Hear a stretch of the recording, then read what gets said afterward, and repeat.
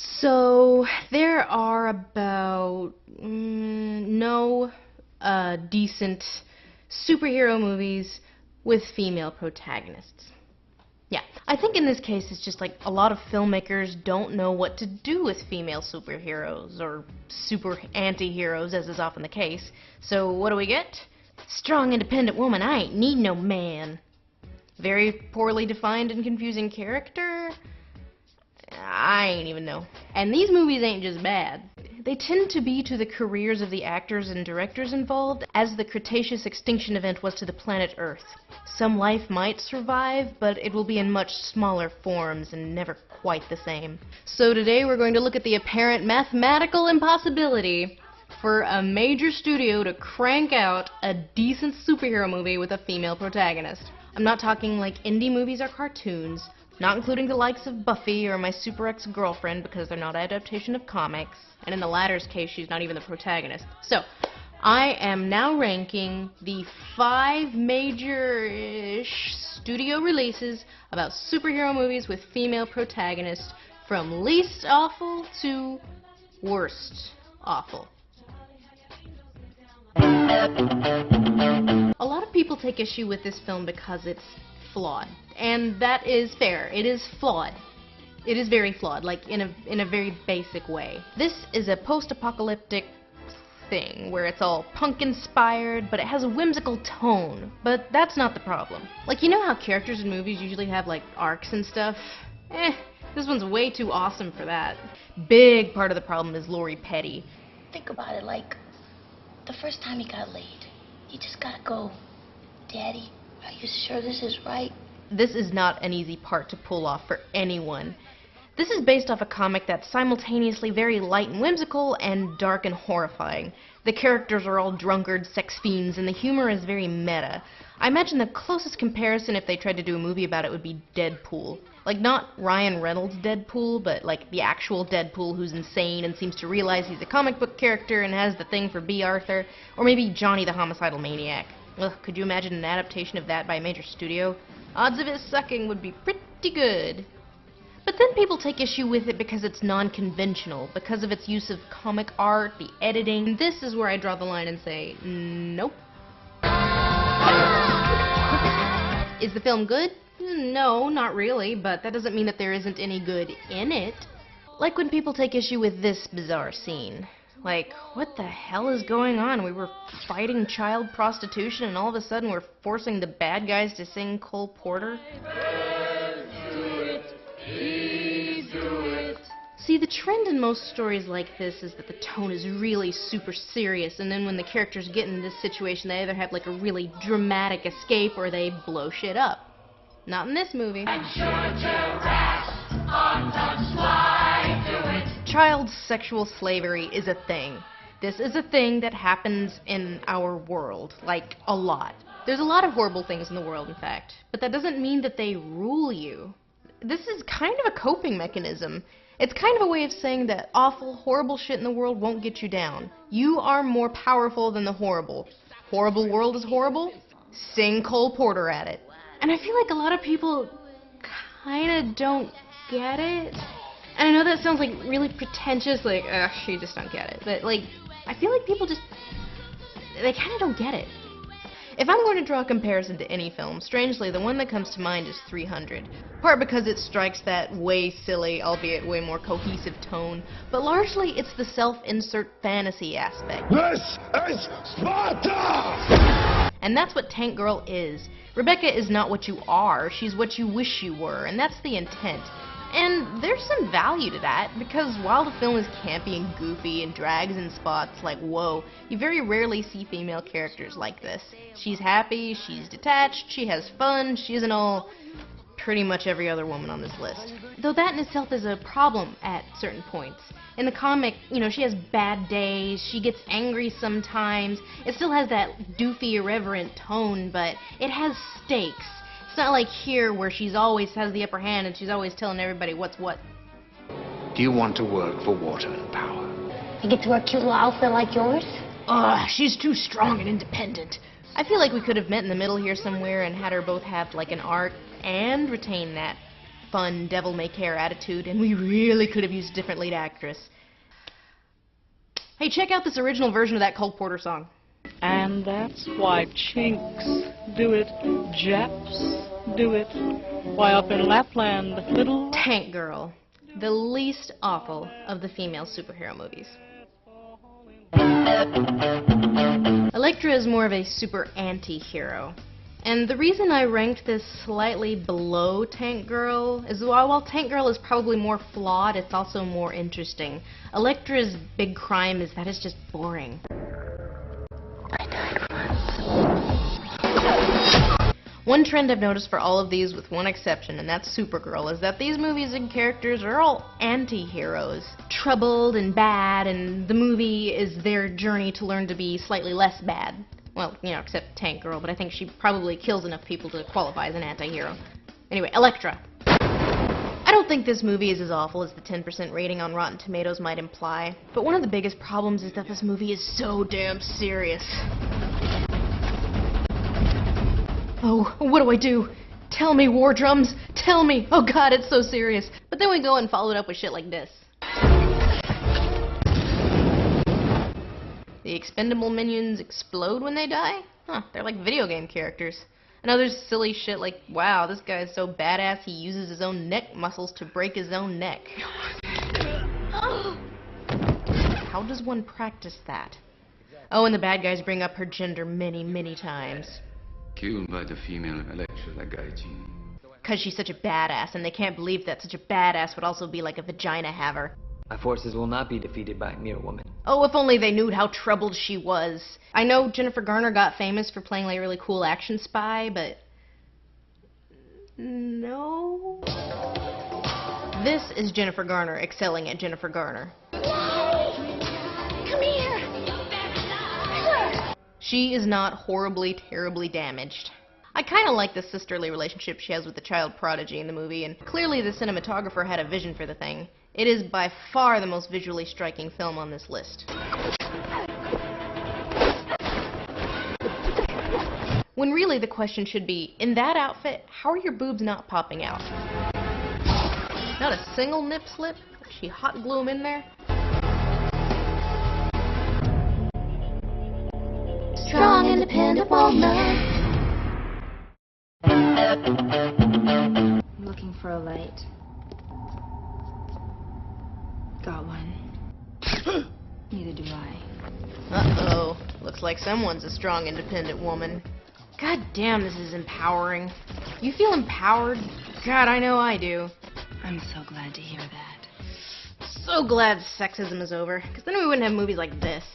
I mean, dresses like a literal prostitute within the standards set up by the movie's universe. You really know your stuff, babe. What did you call me? And then getting mad when people call you babe. Don't call me babe. So I'm not sure how familiar any of you are with basic film history. Casablanca is not an action movie. Sing it, Sam. Well, you know, to be fair, I guess it could be. It is a wartime romance, and Barb is this, like, brooding, angry, incredibly hot anti-hero and that such thing, because it means she's strong and independent, but, you know, so is Bogey. But, yeah, this is basically a gender-flipped Casablanca, right down to ripping some shots right off. And in theory, there's no reason this movie, as a post-apocalyptic action movie, needed to suck. God damn it. Yeah, and I know poor Pam Anderson can't really act, but she's not given much to work with anyway. Half the money? Fine. I'll take half your daughter.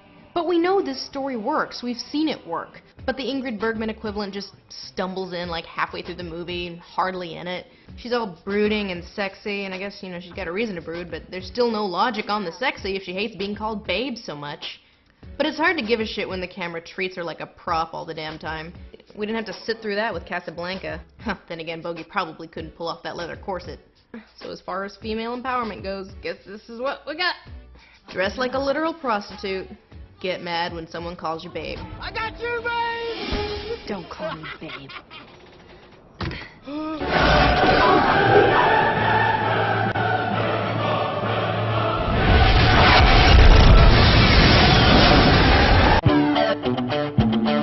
This one I can keep mercifully short because I just did an episode on it. But yes, I do consider it worse than the aforementioned, because at least they have a beginning, a middle, and an end. You don't watch Elektra or Barbed Wire and think, this character is a complete moron who has lost all conception of her own plot. But this? We can only assume that Supergirl has forgotten about the immediate and lethal danger that everyone she has ever met in her entire life is in, which is so much worse than being boring or dull or even a strong independent woman. It's just mystifying. The only incentive to keep watching Supergirl is in the vain hope that it might at some point make sense. And it never does. It never, ever does. There are two cuts floating around, one the original-ish 2-hour 20-minute thing, and one a version by TriStar with 20 minutes cut out. Neither version makes sense. But it doesn't even do anything cool or original like Tank Girl, nor does it look good like Elektra. Fail utterly at a Supergirl adaptation? I can! You totally can. This was a tough one. Was this movie worse than Supergirl? It does have a beginning, middle, and an end. It does make sense within the idiotic context of its own idiotic universe. But you know what Supergirl doesn't do? Constantly assault you with how awful it is. It does not willfully try to destroy you. Catwoman is like a constant and repeated spray in the face with tonic water. Because she's a strong, independent woman. Strong, independent woman. Maybe turn the music down just...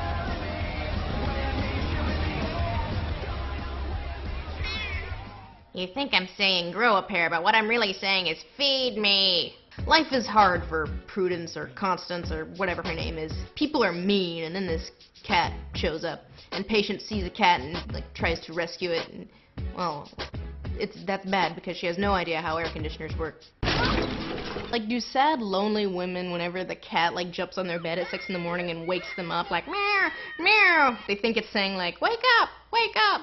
Also, be a strong, independent woman. Also, the CGI in this movie is atrocious. All of it.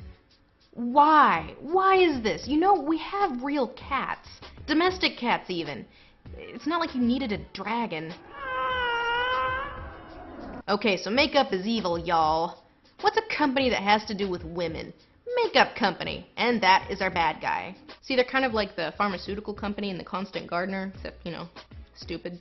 I don't care that the FDA never saw the headaches and the nausea and the fainting spells. Those are symptoms I can live with. But these side effects from the long-term studies... See, it also has these other symptoms like headaches, nausea, whatever, but making them ugly? No! Unacceptable. So she sees the makeup company doing evil things and then gets killed, I guess, and gets surrounded by cats because this isn't a ripoff of Batman Returns at all. So the cats are going to eat her corpse, right? Because that's what cats do. They are evil person-eating monsters. I want chicken, I want liver, I want Halle Berry. Eat her. Eat her eyes out, cat. No, don't burp on her. What is this?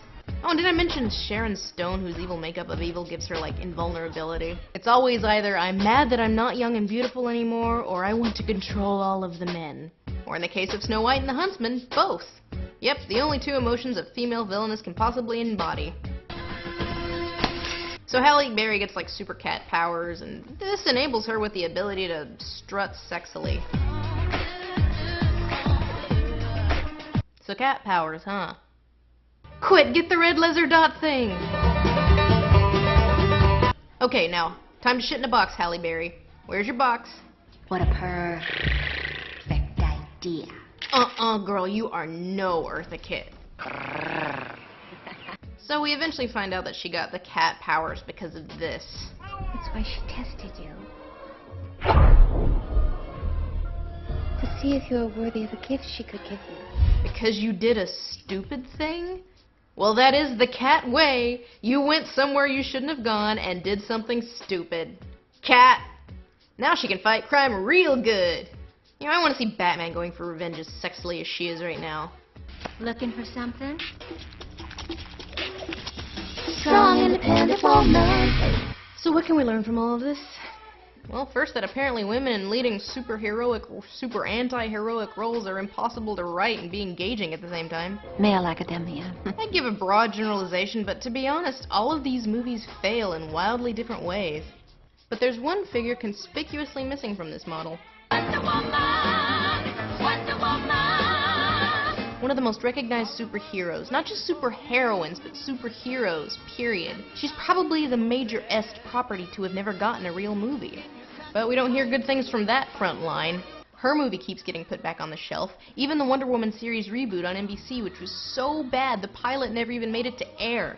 And this from the same network that proudly brought you Stars Earned Stripes. Ugh. Maybe there's some glimmer of hope that this one might break the curse of the horrible, and she won't dress all sexy, because, you know, she ain't need no man. Sooner or later, they're gonna have to tap that, and optimistically, it'll be maybe a mostly decent period piece in the same vein as Captain America. Best case scenario, it's a career enabler for the cast and crew, not a career killer. Because aside from your movie being completely mystifying and incomprehensible, there is nothing more toxic to a female superhero movie than a superhero that's a Strong, independent woman. Cause I'm a stupid fucking cat and I don't know shit, and I don't know what it is to be sad. I think I'll run